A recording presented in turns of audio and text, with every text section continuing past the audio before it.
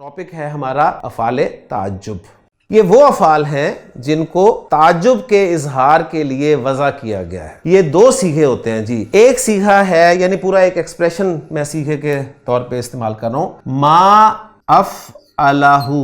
ये एक पूरा एक्सप्रेशन है। इसमें हम अफ़अला में वो फ़ाइल लाम की जगह पर वो फेल के 3 हुरूफ जो है फिट कर देंगे। मैं कहता हूं जी मा अकफरहु।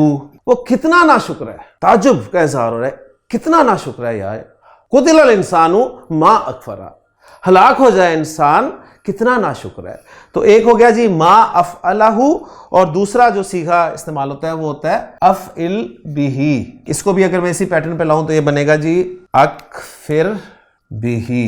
तो इन दोनों के माना जो है वो यही है कि वो कितना नाशुक्र है। जैसे आपने ज़ैद को देखा जी लंबा चौड़ा, तो आप कहते हैं मा अतवलहु। ताज्जुब का इज़हार किया, यार मा अतवलहु, वो कितना लंबा है, खूबसूरत है।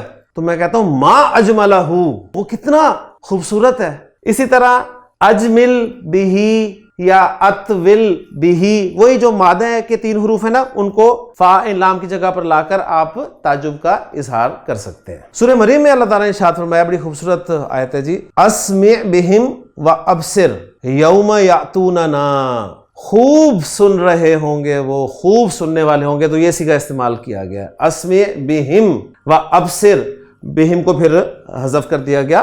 तो ये हु की ज़मीर जाहिर बात है वाहिद के लिए लगी है, तो जमा के लिए हुम की ज़मीर आ जाएगी, और बा पे ज़ेर है तो वो हिम बन जाएगा।